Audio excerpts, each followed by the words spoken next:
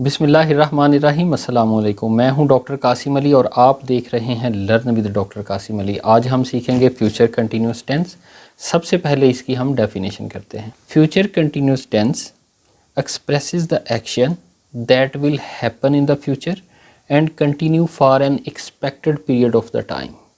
तो इसका तर्जमा क्या बना कि फ्यूचर कंटिन्यूस टेंस ऐसे एक्शन को ज़ाहिर करता है जो फ्यूचर में होगा और कुछ अरसे तक, for expected period of the time, कुछ पीरियड तक जो है मुतवक्के है, उम्मीद की जा रही है कि वो जारी रहेगा। यानी मुस्तकबिल में कोई काम अगर ये हमें तवक्को हो कि वो जारी रहेगा कुछ अरसे तक, तो हम उसके लिए फ्यूचर कंटिन्यूस टेंस का इस्तेमाल करते हैं। फ्यूचर कंटिन्यूस टेंस को हम फ्यूचर प्रोग्रेसिव टेंस भी कहते हैं और इसकी हम कुछ मिसालें देखते हैं। I will be studying in this college next year. कोई बच्चा कॉलेज के सामने से गुज़रता है और वो बिल्डिंग को देखने के बाद कहता है कि इस कॉलेज में अगले साल मैं पढ़ रहा हूँगा। अब आप देखें उसको एक्सपेक्टेशन क्या है कि जब वो कॉलेज में जाएगा, अगर 2 साल की डिग्री है तो 2 साल तक पढ़ता रहेगा, यानी फ्यूचर में भी है और कुछ अरसे तक कंटिन्यू भी है। अब यहाँ पे मैंने लिखा है time expression with signal words कि जो फ्यूचर कंटिन्यूस टेंस है इसके अंदर हम आम तौर पे टाइम एक्सप्रेशन देते हैं और जो टाइम एक्सप्रेशन है उसके लिए कुछ वर्ड्स हैं जिनको हम सिग्नल वर्ड्स कहते हैं, जैसे in the future, next week, next time, next year, at this moment next year, at this time tomorrow, at 5 PM tomorrow. ये सारे जो हैं ये सिग्नल वर्ड्स हैं। इस तरह के सिग्नल वर्ड जो हैं हम टाइम का एक्सप्रेशन देने के लिए फ्यूचर कंटिन्यूस टेंस में इस्तेमाल करते हैं। और ये टाइम एक्सप्रेशन जो स्पीकर यानी बात करने वाला वो भी दे सकता है, कोई और दूसरा जो उससे बात करने वाला है वो भी, दोनों से बयान किया जा सकता है। जैसे please do not call after 10 PM, I will be sleeping. अब यहाँ पे 10 PM जो है ये टाइम एक्सप्रेशन है, सिग्नल वर्ड्स है। तर्जमा इसका बनता है कि 10 बजे के बाद कॉल ना कीजिएगा, मैं सो रहा हूँगा। अब देखें ना, उसको एक्सपेक्टेशन है कि वो 10 बजे के बाद कुछ अर्सा तक सोता रहेगा, यानी सुबह तक।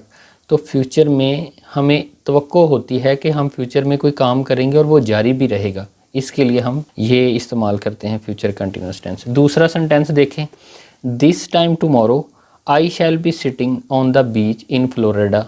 अब कोई शख्स है, हो सकता है वो उस टाइम घर में बैठा हो, वो कहे कि इसी टाइम, सुबह का टाइम है, ये शाम का है, तो टुमारो कल मैं फ्लोरिडा के बीच पे बैठा हूँगा। I shall be studying for the next few hours, could you keep the noise down. मैं अगले कुछ घंटों के लिए पढ़ रहा हूँगा, तो आप अपने शोर को कम कर सकते हैं। ये कुछ जुमले थे जिनके अंदर हमने टाइम एक्सप्रेशन ज़ाहिर किया है और टाइम एक्सप्रेशन सिग्नल वर्ड से होता है और सिग्नल वर्ड जो है उनका कलर मैंने ब्राउनिश रखा है और उनको अंडरलाइन भी किया है। अब आगे आते हैं उर्दू में इसकी शनाख्त की तरफ। छोटी जमात में हमें ये बात सिखाई गई थी कि अगर प्रेजेंट कंटिन्यूस टेंस की आपने उर्दू फ़िक्रात में शनाख्त करनी हो तो उसके फ़ेल के आखिर पे, यानी वर्ब के आखिर पे आप कुछ लफ्ज़ हैं जैसे रहा होगा, रही होगी, रहा हूँगा, रहे होंगे वगैरह आता है। अगर ये फ़िक्र आता है तो फ्यूचर कंटिन्यूस टेंस है। मिसालें देख लेते हैं, माहीगीर मछलियाँ पकड़ रहे होंगे, सुर्ख कलर में आप देखने रहे होंगे।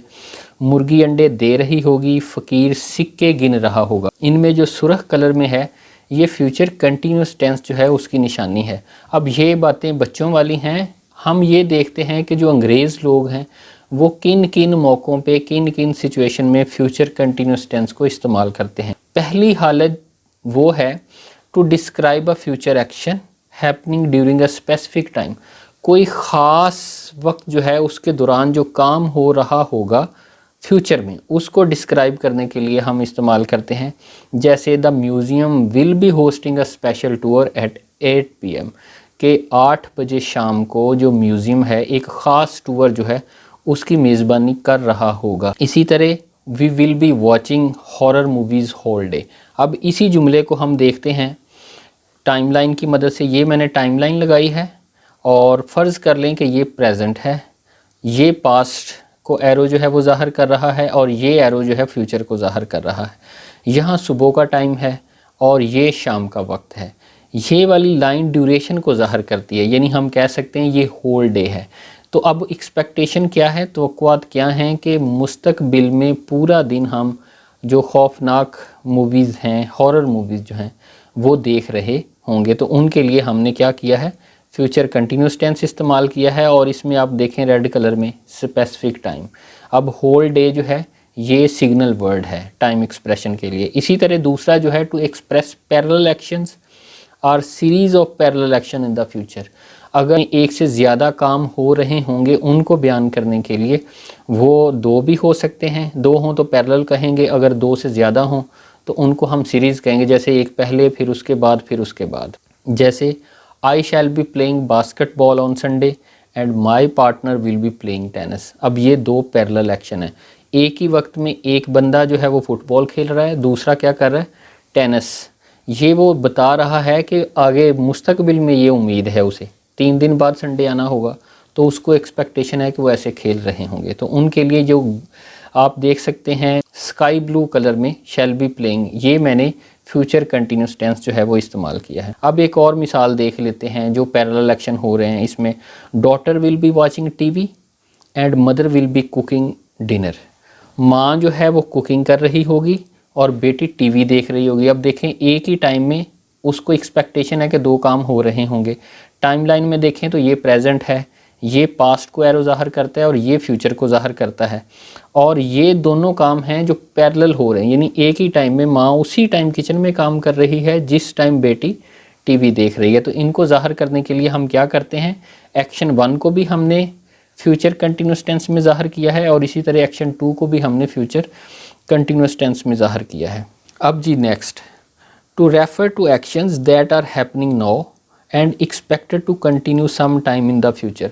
काम तो मौजूदा ज़माने में हो रहा है लेकिन हमें तवक्को ये है कि ये आगे कुछ घंटों के लिए, कुछ दिन के लिए या 1-2 साल के लिए होता रहेगा। उसके लिए भी हम फ्यूचर कंटिन्यूस टेंस इस्तेमाल करते हैं। कैसे, even if we stop all carbon emissions now, अगर हम सारे कार्बन की जो अखराज हैं, एमिशंस हैं, उन्हें रोक देते हैं, the earth will still B warming up for 20 years. तो जो ज़मीन है अगले 20 साल तक के लिए मज़ीद गर्म हो रही होगी। अब आप देखें ज़मीन अब भी गर्म हो रही है, एमिशंस हो रहा है कार्बन का, लेकिन अगर हम एमिशंस रोक भी दें, यानी धुआं गाड़ियों का सारा ख़त्म कर दें, तो फिर भी क्या होगा, अगले 20 साल तक ज़मीन गर्म होती रहेगी। तो अब ये मौजूदा ज़माने में भी हो रहा है और हमें इस चीज़ की यकीन दहानी है कि आगे मुस्तकबिल में भी होता रहेगा। अब ये एक और उसी से मिलता जुलता जुमला है, इसको हम टाइमलाइन की मदद से समझते हैं। ये मैंने टाइमलाइन लगाई और जो हमारा जुमला है, अनफॉर्चुनेटली बदकिस्मती से sea levels will still be rising in 50 years. जो समंदर के लेवल हैं वो अगले 5 साल में भी राइज़ कर रहे होंगे, बुलंद हो रहे होंगे। जो हम कहते हैं कि ग्लोबल वार्मिंग की वजह से ज़मीन का दर्जा हरारत बढ़ता है और बढ़ने की वजह से जो समंदर है उसकी जो सतह है वो बुलंद होती है, तो उसके बारे में बताया जा रहा है। अगर फ़र्ज़ करें अब हम 2023 में हैं तो ये प्रेजेंट है, ये पास्ट है, आगे सारी लाइन जो है वो क्या ज़ाहिर कर रही है, वो फ्यूचर को ज़ाहिर कर रही है। अब 2023 में समंदर का लेवल बढ़ रहा है टेम्परेचर के बढ़ने से, आगे 25 साल के बाद यानी 2050 में फिर भी बढ़ रहा होगा, फिर 25 साल के बाद 2075 में फिर बढ़ रहा होगा। तो इसको हम फ्यूचर कंटिन्यूस टेंस में इस्तेमाल कर सकते हैं कि जो काम अभी भी हो रहा है और मुतवक्के है कि आगे भी होता रहेगा। चौथी situation, to ask a question politely about the future. किसी से फ्यूचर के बारे में सवाल पूछा जाए और वो बड़ा पोलाइटली पूछा जाए, नरम तरीके से पूछा जाए। जैसे what will you be doing next week, आप अगले हफ्ते क्या कर रहे होंगे। ये उससे प्यार से पूछा जा रहा है कि अगले हफ्ते हो सकता है कि उससे कोई काम लेना हो, तो उस वक्त हम ये इस तरह का सवाल पूछें। अब ये वाला देखें, इसमें ज़्यादा वो ज़ाहिर हो रहा है कि पोलाइटली सवाल पूछा जा रहा है। Will you be bringing your friend to the party tonight, क्या आज रात महफिल में आप अपनी दोस्त को लेके आ रहे होंगे। अब टाइमलाइन लगाएं, फ़र्ज़ करें ये प्रेजेंट है, इस टाइम बात हो रही है और पार्टी कब होनी है। अगर ये पास्ट हो, ये फ्यूचर हो और ये क्वेश्चन जो है वो पोलाइटली पूछा गया है, फ़ोटो जो है यहाँ पे तस्वीर में आप देखते हैं तो पार्टी यहाँ होनी है रात के टाइम, तो फ्यूचर में होने वाले इवेंट के बारे में सवाल किया जा रहा है पोलाइटली, तो वहाँ पे हम फ्यूचर कंटिन्यूस टेंस जो है वो इस्तेमाल करेंगे। अब पांचवी सिचुएशन यहाँ पे हम इसको इस्तेमाल कर सकते हैं, वो है to describe interrupted actions in the future. कोई फ्यूचर में जो एक्शंस हो रहे हैं उनको एक दूसरा एक्शन जो है वो इंटरप्ट कर दे, ठीक है। उसके लिए हम ओवरलैप हो जाएंगे इसमें दो एक्शन जो हैं। जैसे व्हेन यू कम टुमारो, जब तुम कल आओगे, जब तुम कल आते हो, they will be playing tennis, आपके आने पे कल वो टेनिस खेल रहे होंगे। इसमें क्या है कि वो टेनिस खेल रहे हैं, जब वो आएगा वो इंटरप्ट होएंगे। किसी एक एक्शन को जब कोई दूसरा एक्शन इंटरप्ट कर दे आगे मुस्तकबिल में, उसकी तवक्को हो, तो वहाँ भी हम इस्तेमाल करते हैं। टाइमलाइन में देखें कि ये प्रेजेंट है, ये फ्यूचर है, ये यहाँ पे उन्होंने स्टार्ट किया प्ले करने के लिए, यहाँ पे वो एंड करेंगे, ठीक है। ये सारा ड्यूरेशन है जिसमें वो प्ले कर रहे होंगे, ये तसलसल है उस काम का। अब इंटरप्ट कैसे होगा, जब वो बाहर से वहाँ आएगी तो उसके आने से उनकी इंटरप्शन हो जाएगी, यानी कि पहले काम हो रहा है, दूसरा काम उसके दरमियान में हो रहा है। तो इसके लिए भी हम फ्यूचर कंटिन्यूस टेंस का इस्तेमाल कर सकते हैं। अब आगे है to emphasize future plans and intentions. अगर हमने मुस्तकबिल के लिए कोई अपने इरादे रखे हों, कोई मनसूबाबंदी की हो, और उन पे ज़ोर देने के लिए, उनकी अहमियत को उजागर करने के लिए, उनको एम्फसाइज करने के लिए भी हम फ्यूचर कंटिन्यूस टेंस इस्तेमाल करते हैं। जैसे we will be going to visit grandparents next week, हम अपने ग्रैंड पेरेंट्स को, हम अपने दादा अब्बू लोगों को अगले हफ्ते मिलने के लिए जा रहे होंगे। तो अब ये अपने उस विज़िट को जो है एम्फसाइज़ किया जा रहा है। अब देखें कि ये प्रेजेंट है, ये फ्यूचर है, और ये यहाँ पे स्टार्ट होगी उनकी जर्नी, और यहाँ पे उनकी एंड होगी, और ये ड्यूरेशन है, इस ड्यूरेशन में वो जा रहे होंगे। इसको एम्फसाइज़ करने के लिए, और ये देखें सारा जो ड्यूरेशन है कहाँ हो रहा है, फ्यूचर में हो रहा होगा, उसको एम्फसाइज़ करने के लिए कि हम नेक्स्ट वीक अपने दादा अबू लोगों से मिलने के लिए जा रहे होंगे। तो क्या इस्तेमाल, ये एनी टाइम वीक में हो सकता है, तो इसके लिए फ्यूचर कंटिन्यूस टेंस इस्तेमाल हुआ है। अब नेक्स्ट 7वीं सिचुएशन यहाँ पे हम फ्यूचर कंटिन्यूस टेंस को इस्तेमाल कर सकते हैं, वो है comparing between present and the future.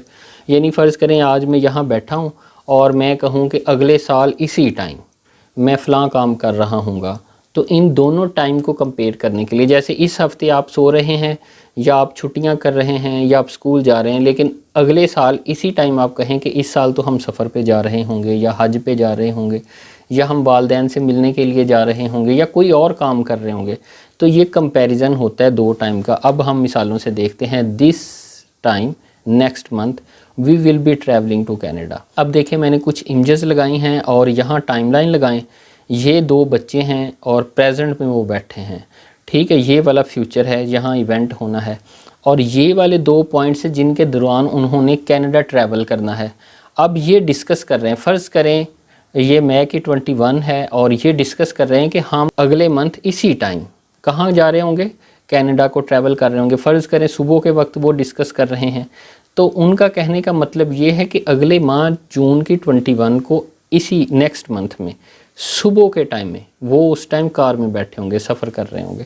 तो जब हम प्रेजेंट और फ्यूचर के दो इवेंट को आपस में कंपेयर कर रहे होते हैं, दो टाइम को, कि उनमें अगले मंथ इसी टाइम हम क्या कर रहे होंगे अगले साल या 5 साल के बाद, तो फिर हम फ्यूचर कंटिन्यूस टेंस का इस्तेमाल कर सकते हैं। अब हम आते हैं फ्यूचर कंटिन्यूस टेंस के सेंटेंस स्ट्रक्चर की तरफ। सबसे पहले है अफर्मेटिव सेंटेंसेस। अफर्मेटिव सेंटेंसेस हम कहते हैं मुस्बत फ़िक्रात को।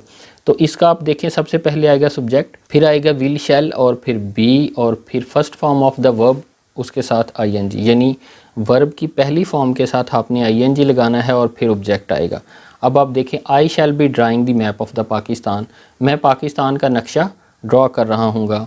चिल्ड्रन विल बी स्लीपिंग, बच्चे सो रहे होंगे। इसमें विल बी और साथ आईएनजी वाली फॉर्म लग रही है, शुरू में सब्जेक्ट आ रहा है, कलर मैंने कर दिया आपकी आसानी के लिए। Fisherman will be catching fish, जो माहीगीर है मछलियाँ पकड़ रहा होगा। सबसे पहले सब्जेक्ट आ गया, फिर विल बी, और फिर कैचिंग में first form of the verb है और साथ आईएनजी है, और आखिर पे फ़िश जो ऑब्जेक्ट है। अब आप देखें, आई और वी के साथ हम शैल इस्तेमाल करते हैं, ये ट्रेडिशन है। आप वैसे तो ट्रेडिशन थोड़ी सी बदल भी गई है, लोग सबके साथ विल इस्तेमाल कर देते हैं और ऑफ़र्स वगैरह करने के लिए जो है वो शैल इस्तेमाल करते हैं। लेकिन स्कूल में किताबों में जो ग्रामर के कवानीन हैं उन पे काफ़ी ज़ोर दिया जाता है, तो आप इन्हीं को फॉलो करेंगे, यानी आई और वी के साथ शैल लगाएंगे, बाकी सब के साथ यानी ही शी इट यू और बाकी जो नेम्स हैं उनके साथ आप विल लगाएंगे। अब हम देखते हैं सेंटेंस स्ट्रक्चर किसका, इंटेरोगेटिव सेंटेंसेस का। इंटेरोगेटिव हम कहते हैं सवालिया फ़िक्रात को, और ये सादा सवालिया फ़िक्रात हैं, ऐसे फ़िक्रात जिनका जवाब हम हाँ या नहीं में दे सकते हैं, उसको हम सिंपल इंटेरोगेटिव कहते हैं। इसमें हम हेल्पिंग वर्ब शुरू में ले आते हैं, यानी विल और शैल शुरू में आ जाएगा, सब्जेक्ट उसके बाद आएगा, फिर बी आएगा, फिर उसी तरह V1 यानी पहली वर्ब की फॉर्म ING के साथ फिर ऑब्जेक्ट आ जाएगा। मिसाल देखें, will you be listening the speech tomorrow, क्या कल आप तकरीर सुन रहे होंगे। अब विल जो है हेल्पिंग वर्ब शुरू में आ गया, सब्जेक्ट उसके बाद आ गया, उसके बाद बी आना था वो आ गया, इसी तरह first form of the verb ING के साथ आ गया। अगली मिसाल देखें, will they be coming to your party, क्या वो आपकी पार्टी में आ रहे होंगे। तो इसमें भी ऐसे किया, हेल्पिंग वर्ब विल है वो शुरू में आ गया, सब्जेक्ट दे है वो बाद में आया है, उसके बाद बी आना था वो, और कमिंग जो है first form of the verb ING के साथ है। Will baby be sleeping on the bed tonight, क्या बच्चा बेड के ऊपर रात को सो रहा होगा। विल यहाँ पे हेल्पिंग वर्ब है, बेबी बच्चा जो सब्जेक्ट है, और उसके बाद बी आना था, ब्लैक कलर मैंने कर दिया। स्लीपिंग जो है first form of the verb ING के साथ है। और अब हम देखते हैं इंटेरोगेटिव नेगेटिव। इंटेरोगेटिव नेगेटिव किनको कहते हैं, ऐसे फ़िक्रात जिनमें सवाल भी पूछा गया हो और किसी काम की नफ़ी भी की गई हो। इसमें हम जो हेल्पिंग वर्ब है वो शुरू में ले आते हैं और सब्जेक्ट के बाद नॉट लगाते हैं, बाकी सारा वैसे ही है। अब आप देखें, विल शैल पहले नंबर पे, फिर सब्जेक्ट, फिर नॉट, फिर बी, फिर first form of the verb ING के साथ, फिर ऑब्जेक्ट आ गया है। मिसाल देखते हैं, will the police not be running after the murderer, क्या जो पुलिस है वो मर्डरर के पीछे भाग नहीं रही होगी। अब विल जो है हेल्पिंग वर्ब है, दी पुलिस, अब ये सब्जेक्ट है और उसके बाद नॉट आना था, फिर बी आना था, बी आ गया, और फिर रनिंग जो है first form of the verb ING के साथ है। Will the children not be making a noise, क्या बच्चे शोर नहीं मचा रहे होंगे। विल जो है हेल्पिंग वर्ब है, द चिल्ड्रन बच्चों को कहते हैं, और ये सब्जेक्ट है, नॉट उसके बाद आना था वो आ गया, फिर हमने बी लगाना था वो भी लग गया। मेकिंग अ नॉइस, मेक के साथ हमने ING लगाया है, मेक फर्स्ट फॉर्म है वर्ब की। अब will the boy not be preparing well for the examination, क्या लड़का इम्तिहान के लिए तैयारी अच्छे से नहीं कर रहा होगा। इसमें आप देखें, विल शुरू में आ गया, दी बॉय सब्जेक्ट बाद में आ गया, उसके बाद नॉट आना था, नॉट आ गया, फिर उसके बाद बी आना था वो आ गया। Preparing, prepare first form of the verb है, उसके साथ हमने ING लगा दिया है। अब आ गया जी double interrogative. Double interrogative sentence किनको कहते हैं, ऐसे फ़िक्रात जिनका जवाब हम हाँ या नहीं में नहीं दे सकते, उनको हम डबल इंटेरोगेटिव कहते हैं।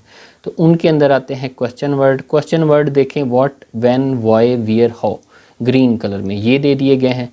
ये बिल्कुल वैसे ही है जैसे सिंपल इंटेरोगेटिव है, सिर्फ शुरू में क्वेश्चन वर्ड आ जाते हैं।